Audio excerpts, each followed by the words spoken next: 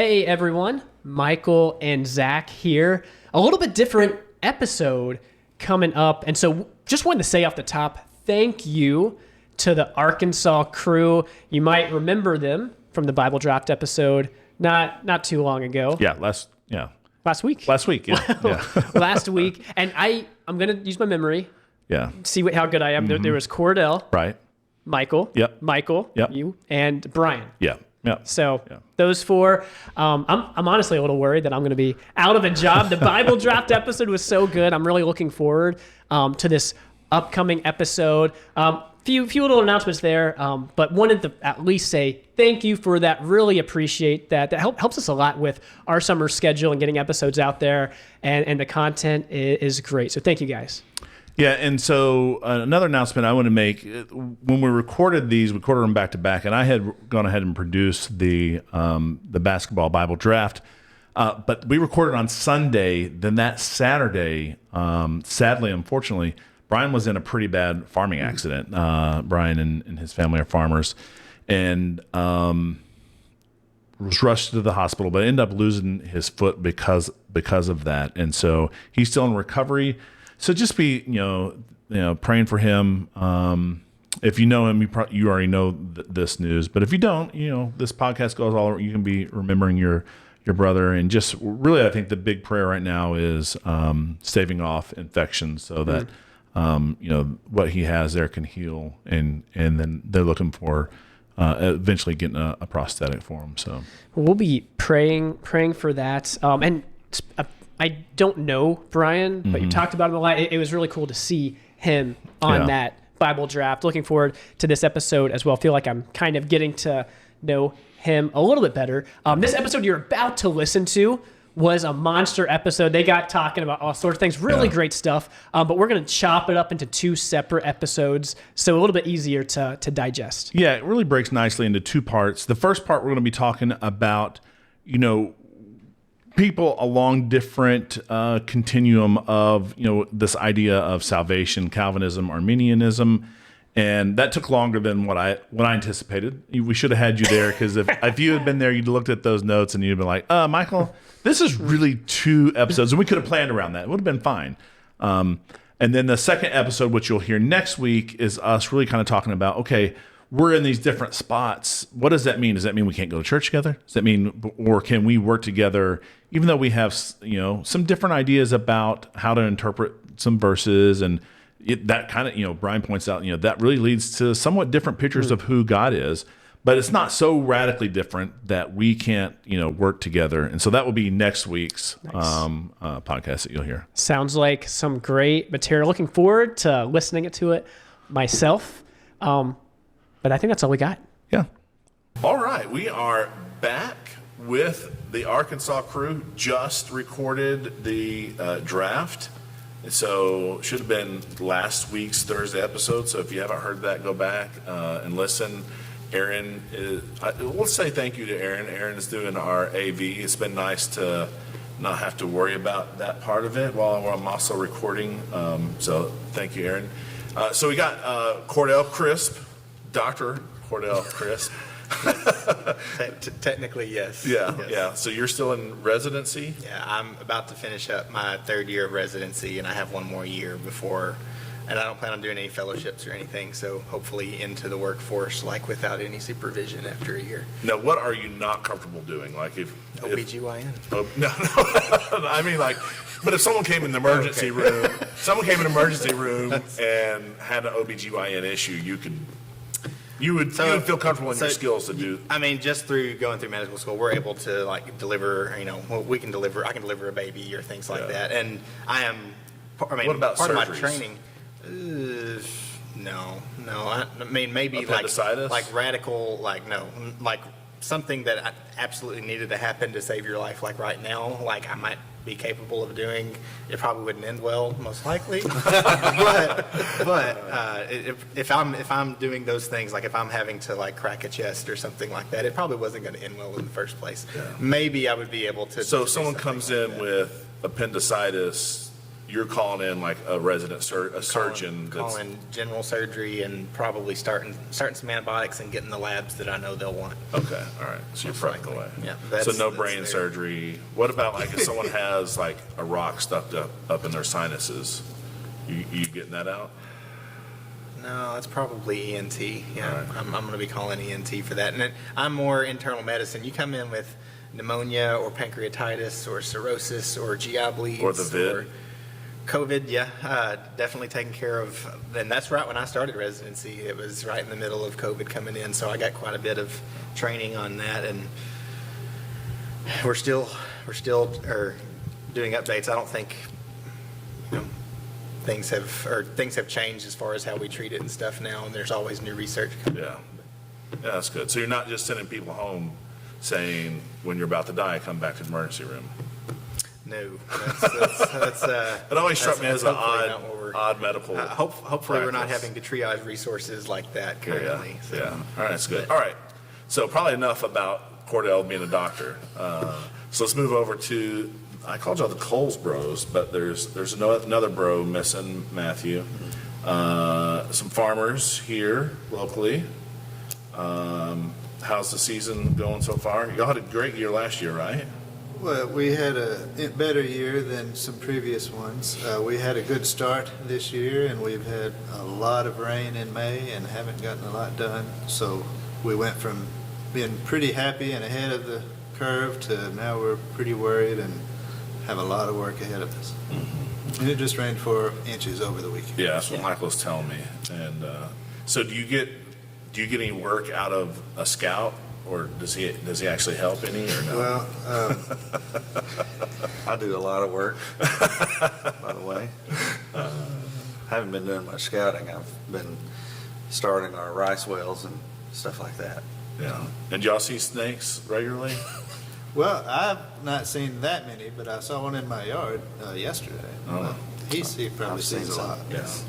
I remember the summer I worked for you, I just saw Matthew, I was doing the drop Matthew off on one side of the field, pick him up on the other side of the field because he was walking a rice field, and he gets out, and I just see him like scrambling like crazy when he's on my side coming back, and he's like, come out here and help me, and he was killing a cottonmouth, and that was back in the time where I would kill venomous snakes, so I participated, and the cottonmouth was female, and when we killed it, a bunch of babies started coming out. So now we're like, oh no, and that's also back at the time when I believe babies were more dangerous than adults. It's actually not true. They're all messengers of Satan. All right, so this is the Arkansas crew. We are going to be talking about sovereignty, sovereign grace, soteriology.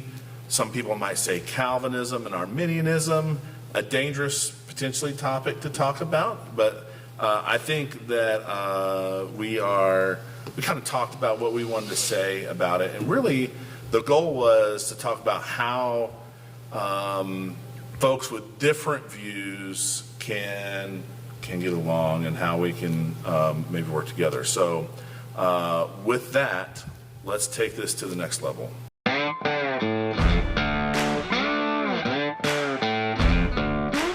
From the heart of the Low Country in South Carolina, It's the Take Two podcast, where we take theology to the next level. All right, so we're here with the Arkansas crew talking about Calvinism and Arminianism, and I have a note on here maybe even to talk about those names, because I have heard people tell me in the past, you believe everything that Calvin believes? I'm like, no, I never even read any of Calvin's institutes. I still haven't read any of Calvin's institutes. Sorry, Danny.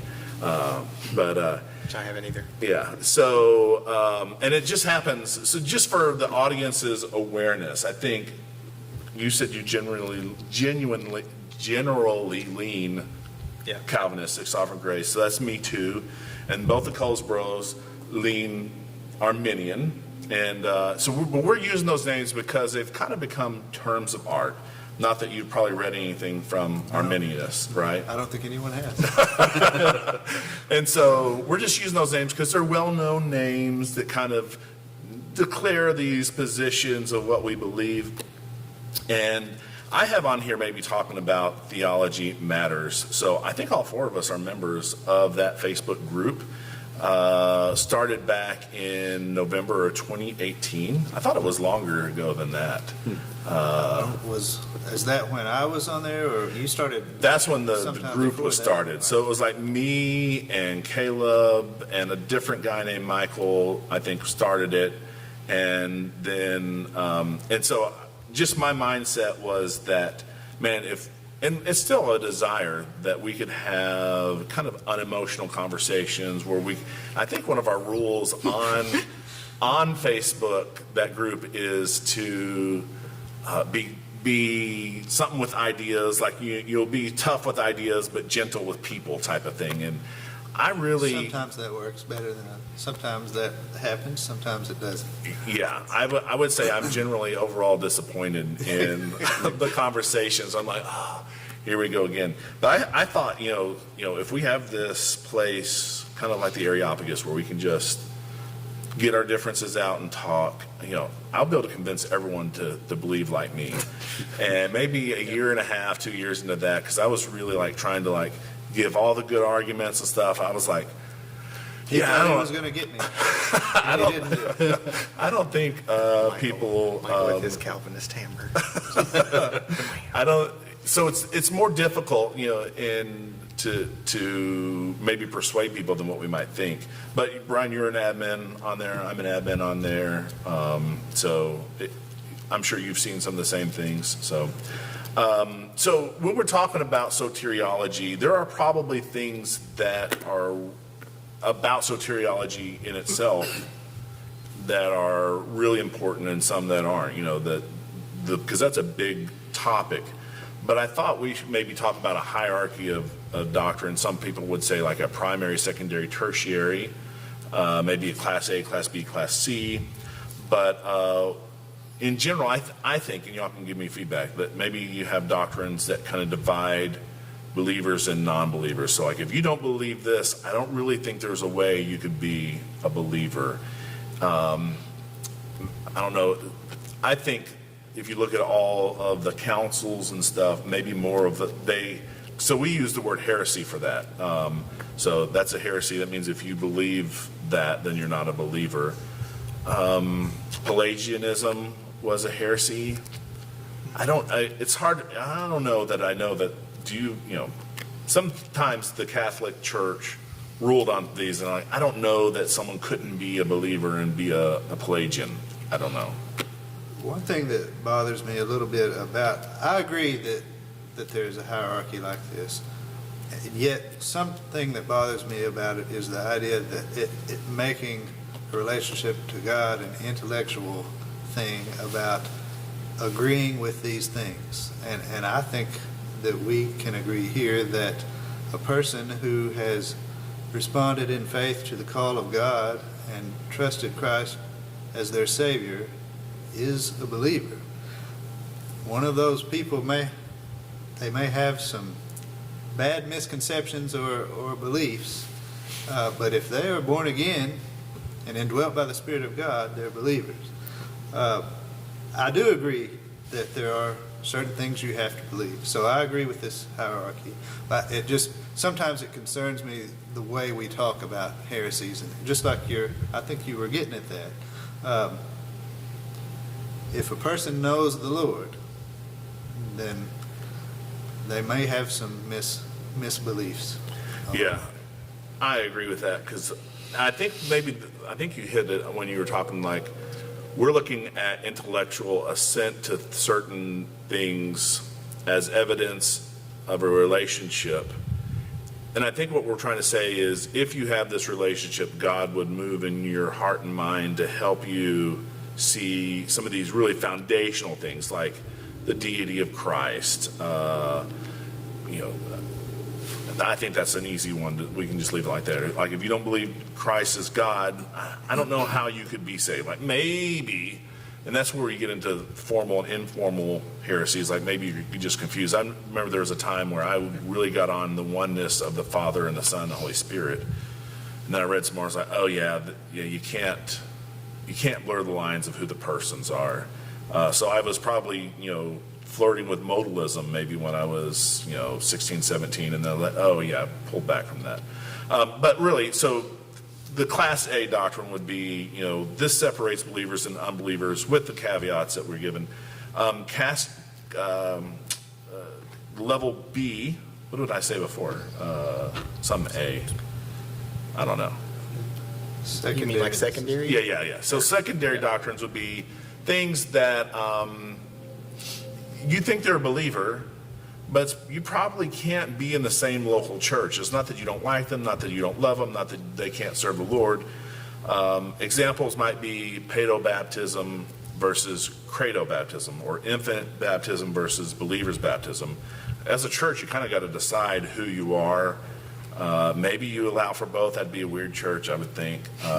Speaking in tongues. It's not a huge theological thing, I don't think, but in practice, either you're going to have them or you're not going to have them in your service. So those might be things that would mean. Would things like the role of baptism in regeneration or something like that be something that you would consider a secondary issue, or? It would definitely divide, I would think. Because I feel like that's a big drawing the line between what we'd call Christian denominations in general, but maybe not. I feel like you can't be in the same church if you really have different. It would be difficult to be in the same church if you thought very differently about what baptism is and what it accomplishes, or the sacraments in general. I feel like, what communion accomplishes, or things like that. Those may be edging up Yeah, I would have a hard time. primary issues as well. I don't know. I don't think I could be in a church where someone thought that there was some salvific work by one of the ordinances, and I might be concerned that they're not a believer. Paul has some pretty strong things to say in Galatians about the Christians or Jews who were saved and were like trying to go back to the law. And he says, anathema, you're accursed type thing. So, again, going to, that flows between A and B. Yeah. Issues, maybe. And then I would say the third level, tertiary or C level doctrines would be those that we just disagree on, but we can be in the same church, maybe. And Brian, you were mentioning like any doctrine, if pushed hard enough, could alienate those who disagree. And so I think there's some wisdom in deciding which doctrines you're gonna push. That's right. I think anything could become something that any doctrine, even if it shouldn't be, could be pushed to the point to where people could not serve in the same church. That doesn't mean it should be, but that's the way people are sometimes, is that they demand that everyone agree with me about this. Yeah. So, Would you say this is tertiary is probably the largest category of doctrines in general? Like, there's these things that we must agree on. There's these things that probably, secondary, that we can't necessarily be a part of the same church or fellowship, but then you have all these other things, apologetic methodology, or maybe your eschatology, or what your beliefs on eschatology, if you're a premillennialist and you're arguing about when the rapture will happen or something like that. I feel like there's so many different topics that could fall into this, that maybe it's a lot larger category than some of the other ones. Whether you would put King Og on a basketball team would be definitely in that. I knew it was going to be controversial for sure. I knew it was. That's why I had to start with the it says a little bit presupposition. about the character of the guy. Yeah, I know, right? I had to start with the statement, I'm not drafting strictly based on character. Yeah, I would agree. There's probably like a pyramid. You have your, the major ones are at the top, secondary ones a little bit bigger, and third ones more of a catch-all. All right, so with that said, we think that probably what we're going to talk about today is somewhere between 2 and 3. Probably should be a 3-level doctrine. I know at our church, all the elders are Calvinistic, but you've been to our church several times. I don't know that you've ever felt like it was pushed in a way that would have made you feel uncomfortable. Not like what I've heard at other places. Yeah. So I think that, and there are certainly folks I think who lean Arminian at our church, and we function fine, I think, together. All right. So with that said, I thought it might be good for us, and we talked about this, try to get us on the same page, but even for our listeners, to really kind of talk about what it means, because there's a spectrum. It's not like, I think maybe even you two might disagree on some things, maybe. Sure. We disagree probably on some things, even though we're both Calvinists and you're both Arminians. So there's probably this scale that is there. And I put on here, maybe, I don't know which side to go from, but maybe at one far end of this, maybe open theism would be on one far end of the spectrum, and then maybe determinism on the very other far end of the spectrum. And latent flower, if this is open theism, latent flowers is like on the other side. Just mess up. Taking shots. But so you have open theism, and then I've never heard anyone say hyper Arminian, but I would think like someone who is a Pelagian would be kind of similar to on the spectrum as a hyper Calvinist. So I use the term hyper Arminian really to mean a Pelagian. And then you might have, so I developed these 7 questions. Pelagian, that means that a person can come to God on his own? Is that what that? Yeah, so Pelagian, and there's some people like, well, that's not exactly what Pelagius believed, but regardless of what that person believed, his name has lent itself to this doctrine that you're not born with a sin nature. Right. And so you start sinning because you see the bad example of the people around you. But if you look to Jesus' example, then you could really kind of perfect yourself and really almost earn your salvation in a way. Like you're still trusting in Jesus as an example. It was a very weird thing, but it's become to be known as just like you're not born with a sin nature. You're kind of born kind of like Adam and Eve were in the garden. And so the nature of original sin is built into that. So would that be like if it sounds like if from that perspective, then you would not have the need for like until your first sin but you become a sinner, you don't have actually a need for a savior or salvation or anything. I can understand why that would be called a heresy at least. But Yeah, you're born without a need for a savior until you sin. Yep. All right, and so then I have these middle questions. So I put together 7 questions that if you answered yes to all of them, you might be called a hyper-Calvinist. If you answered no to all of them, you might be considered a hyper-Arminian. And then there's like that mushy middle. And really, I tried to disguise the tulip in those middle questions. You probably saw those. Because tulip gets, we could go back and forth on what does total depravity mean? So really, so the first question was, do you believe people are born with a sin nature or original sin? And if you said yes to that, I think we all say yes to that. Okay, all right, so we're all agreed there. So none of us are Pelagians. All right, and then so the second question was, do you think God needs to give some sort of special grace for someone to be saved? Someone might call this an effectual call. Someone might call this a saving grace or an irresistible call. Basically what we're talking about is, can a sinful person on their own turn to God? But I worded it the other way. Well, the Arminian side of that is a prevenient grace. So I think that the classic Arminians believe very similarly about total depravity, about original sin. But they believe that God enables everyone to respond to God. Yeah, I think that's your classical Arminian would believe that God gives a prevenient grace to everyone to kind of bring them up to that knife edge so that they can choose left or right which way to go. And then the classic Calvinist position would be that God has an effectual grace towards you that you're ultimately not going to refuse.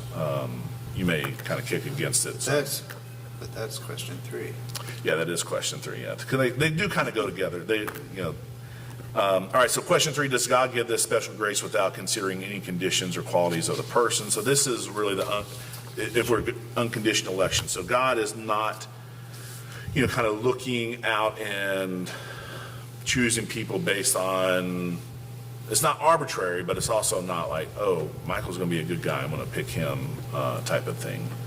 And these questions, you made me think these are weird questions. I wouldn't ask these questions. But I know that the tulip was actually in response to 5 points of Arminius' students. So what do you think on that? Number 2? Yeah, number 3. Number 3. Well, I would say yes. Yes, I thought that my answer was yes, but I'm not sure what you mean by conditions or quality. In other words, does anyone deserve to be saved? No. Maybe it's the idea that are you asking, does he foresee faith as a condition? Is that? Yeah, I think that would be part of it. Like, does God call, and it's hard to distinguish between like a class, because I already threw the name out there, Leighton Flowers. I don't consider him to be like a classic Arminian. He's kind of really pushed to me over to the other side of things. But I think the classic idea is that God chooses those he foresees would choose him. And so I think unconditional election is basically saying that that's not what's going on. God just chooses without, knowing that had he not chosen me, I would just keep on going the other direction. So that gives you pause. Right. Yeah. Is it kind of a question of which logically happens first, God choosing or you choosing first? And not obviously temporally, but is it God chooses you so you choose him, or is it you choose God so he chose you? I think that is bound up in this question. It's part of that. My answer to this question was basically yes, in that God does not choose He's not a respecter of anyone persons. based on, there's no one that God chooses because they're good in some way. They're all sinners.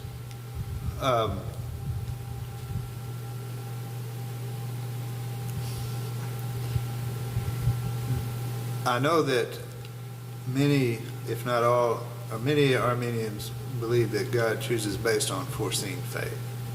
And I think that comes from elect according to the foreknowledge of God, that type of idea. So my answer was yes, but it's a waffly yes. Yeah. And it's but I called it a yes. Yeah. And then number 4 is, does God give this special grace to those he chooses only? And so this is where this is trying to get at the idea of limited atonement. And this is the one that I think, if you see God outside of time, that you could have to me, this is one that so-called Arminians and Calvinists could all agree on, but it's the one that even like if someone says, well, I'm a four-point Calvinist, this is typically the one they're leaving off. But it's typically in the tulip, it's limited atonement. But this idea that really God gives his grace to only certain people, or he atones, that sacrifices only for certain people. And I think you're probably a no on that one, right? Certainly. Yeah. No? Probably. Yeah. You're a yes? That would be a yes. Yeah. Yeah, and I'm a yes on that one. Yeah. And what we decided before, that we weren't going to try to defend our positions, just because because if we try to defend our positions, then we get into discussions that will take, the rest of the night. It's also not accomplishing the goal that this Right. is about. Right. Show That's common right. ground That's and right. why we can work together. Yeah. All right, and then number 6 is, after being saved, will a person continue in the saving faith? This would be like 5, oh yeah, when given this special grace, must they accept it? I.e., this would be like the irresistible grace. Like if God calls you, are you able to resist it? I think we both say no. I'm more, you both said no. To the To question, how I phrase question it. you just I said asked, that, I yeah, answered yeah. no. So that This was a question problem. would be, Yeah, when would given say this yes. special grace, must they accept it? Yeah, I would be, Is the grace irresistible? yeah, Yes. I would be more no on that than my answer to the fourth one. Yeah. Right. Mine is no, of course not. Of course not. All right, and then where are we at? Number 6, after being saved, will a person always continue in that saving faith? So basically, perseverance of the saints might be raised like once saved, always saved. Some people try to make a distinction between those two, but if you are regenerated, can you lose your faith? I keep on flipping how these yeses and nos would work. I was but, like, no to that. but yes. but 6, Yes. after being saved, will a person continue in their faith? It's a yes, but that's not the way the Bible talks about it. In other words, I think that yes, a person who is saved will probably always continue in their faith because of different metaphors that the Bible uses for salvation, such as rebirth, new creation. These terms are things that you can't really go back from, right? So I think my answer is yes. But the Bible speaks of, and the one, Jesus says in all the letters in Revelation, the one who endures to the end will be saved. That's all over the Bible. Hebrews, for example. And when we, so what I think is happening there, because I think my answer is yes, just like yours. But when you speak to a group of people who claim Christ, there's almost always someone there who is not a true believer, either because they're self-deceived or intentionally deceitful. And I think the Bible uses those warnings, which really sound like a person could fall away from faith. They really do. Because you're speaking to people that you don't know their true condition. Maybe they don't either. And the truth is that the one who endures to the end will be saved. So my answer is a yes. I think that's spoken like a true Calvinist. Yeah. No, well, my historic position has been a definite yes on that. Yeah. It's less certain now. You don't But want it- us but I- to overlook the strong warnings. And just for, I know you preached some here when y'all are looking for pastor.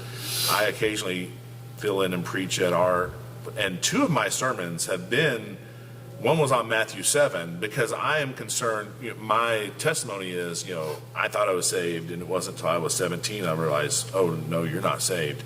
And so my concern is those people that you're talking about who kind of in the crowd, the tares amongst the wheat that think that they're saved and they're not. And so I want to bring, I always grew up with people saying, we don't want people to doubt. We don't want people to doubt. I'm like, I think it's okay. Like maybe we should be doubting more than what we do, because, if you're trusting in walking up the aisle or trusting in, I went through these motions, you're trusting in the wrong thing. So yours is a yes.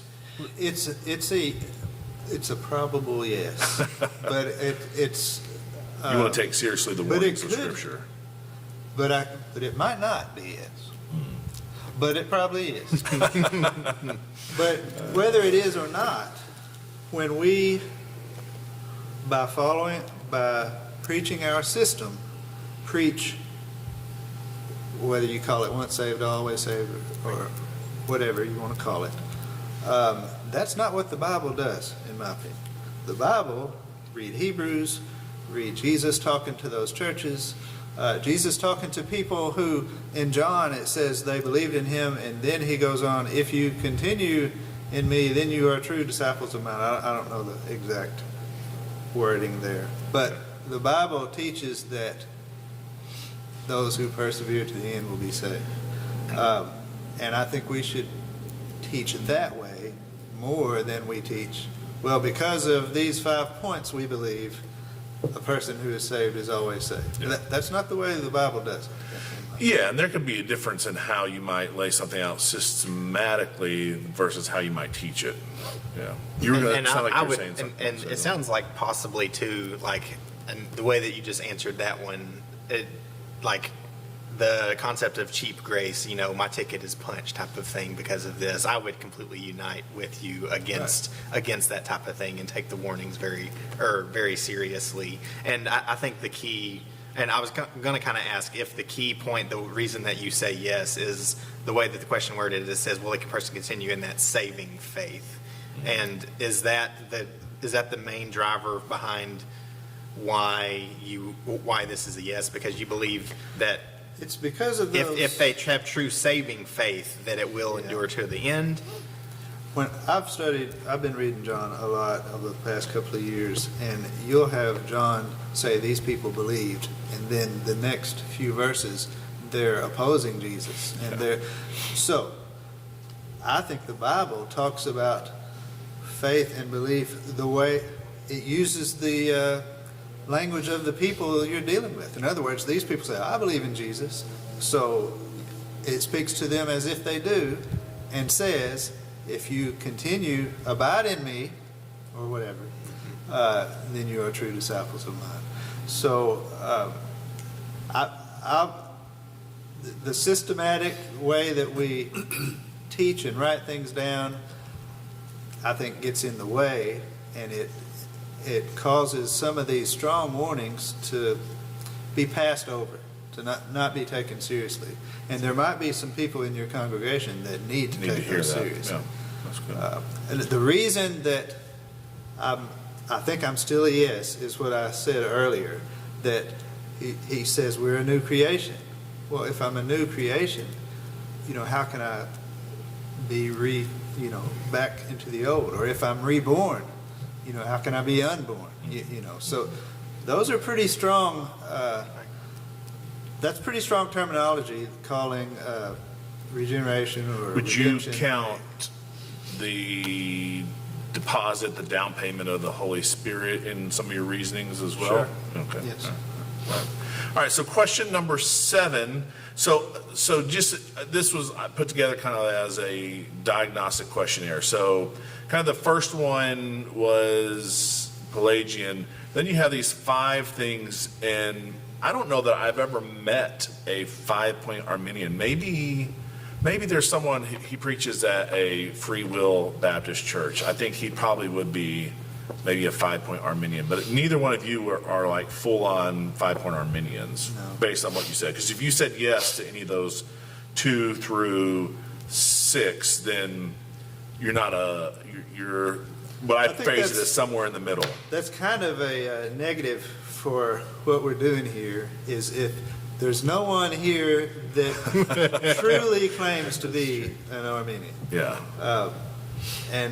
And I would say that Baptists, which is what we are, or have grown up to Yeah. be at least, We're Baptistic in our beliefs. they are, there's a real Calvinistic background, yet there's a mixture in there. But a lot of the terminology and the way people think about certain things is Calvinistic. Yeah. So, anyway, we don't have a true person who has always claimed to be an Arminian Yeah. on the panel. Yeah. That's why so I answer these questions, and if I make them be a definite yes, no, well then I'm 4-3 on the Calvinistic side. But if I'm more honest about my hesitations in different ones of those, I'm almost right down the middle. And if you held a gun to my head and make me choose a label, because I've been one that would said I don't hold to a system, I won't choose a label. That's caused me frustration in the so if somebody's going to say no, you must choose a label, I'm not choosing Calvinism. I'm choosing the other. Yeah. So, but as far as my answers, I'm kind of in the middle. Do you think maybe because our next question, I think you grew up thinking that 7 was part and parcel of Calvinism, even Is based it not on. in the Westminster Confession of Faith? See, I haven't read the Westminster Confession. Yeah, it's so every. Need to. Yeah, so I remember. So our next question, just so we can include the audience in, is: do you believe regeneration, being born again, happens before faith, both logically and in time or chronologically? So I think that's the. So I would definitely say it happens logically prior, because that comes out of the idea of being totally depraved, that somehow the Spirit has to get us. But I would say no, in that it is not before chronologically because of the Bible, because it says having believed. Pretty important. It's pretty important. Having believed, we received the Holy Spirit. Well, did we get the Holy Spirit twice? Well, there's some people who would say that, but that's not what they mean by that. So I think I've come down to, and you were surprised. You were like, I don't think that there's a lot like me, but everyone in my circle of folks out in Charleston who are Calvinists are like this. And I just pointed to Greg Kokel, sorry to mention his name, but he's another famous person. Yeah, he's another famous person who's also like this. I don't know, like, I'd be interested to see where, like, R.C. Sproul is on this. I can't ask him right now. Maybe I'll ask him in the future. Well, when I have the ability to ask him, I won't need to ask him probably. But I'm a no on this one. I don't think that they both happen prior. I think one is simultaneous, one is prior. But you might be both simultaneous. I mean, both prior in time and logically. No, I don't. I don't really think okay. so. Honestly, I don't know if I'd ever even heard the question phrased. Like, I've heard, regeneration precedes faith. Right. But I always kind of took that as a simultaneous thing. And then when someone breaks it down to logically and temporal for me, honestly, I haven't heard anyone ask the question except for you or Kokel. And so that's about the only time that I've heard it. I really need to hear. I would say I would probably agree with what you said. Logically, but not temporally. It's probably a simultaneous thing. And I don't know if I've ever heard it phrased like I've ever heard commentary from the other side at all. Yeah. So I would probably agree logically, but not temporally right now. But it's an interesting question that I would need to look more into. And I don't think I would end up changing. It would take a pretty big thing for me to be able to change for the same reasons that y'all were talking about, because obviously we all want to come down to, if the Bible refutes it, I want to get rid of that idea. Right. So and right now that seems pretty compelling to me. All right, and then so if you said yes to all of those, in my way of labeling, and I'm not sure that everyone agrees, you may be out there and you're like, oh, I disagree with those labels, but I guess for how we're talking, I would say that you're a hyper-Calvinist, and those, some pejoratively say, well, the Spirit zaps you, and then sometime later you come to faith, but that's a pejorative. But basically, the Spirit regenerates you, and then sometime. There's a time where you're regenerated, but you haven't expressed faith, which seems counter to what I read in the Word. And then past that, so if we had open theism on one side, past that on the other end would be determinism, where basically we're not making any choices at all. And so both of us still believe that you got to choose Jesus, right? That's something that has to happen. It is a real choice that the person makes in the salvation process. Okay, so kind of with that ground behind us, I thought it might be good to maybe talk about common practices, things that we agree on, knowing that we don't have everyone on that spectrum represented up here. And I think that some of the things that we're talking about, maybe a hyper-Calvinist, definitely like a determinist might disagree with. I know Harold Camping. Did y'all ever listen to Harold Camping? he had this radio show on in the mid-2000s that we would get out in Charleston on our talk radio show, and I'd listen, and people would call in, and he was a hyper-Calvinist, probably a terminist, and people call in and like, how can I get saved? And he was like, I can't tell you that. I'm not telling you that. What is he doing? So he would be on that spectrum where probably does not believe in evangelistic efforts. Like, that's sovereignly taken care of by God. I don't have to do. And that's what I would have always thought of as hyper-Calvinism, or honestly, I probably wouldn't have even thought of the terms Calvinism or anything until at least getting up into high school or into college. But when you start talking about things like why pray for people, why should we evangelize, things like that, not necessarily the answer to question 7 would have been what I would have thought of before this as hyper-Calvinism is what's the need for any of those types of things if this is what you believe. And I feel like you have to fall hard on like the hard determinism, fatalism to logically even go to those places. Thanks for listening to Take 2. Find us wherever you find podcasts and on YouTube for those who want to watch our videocast.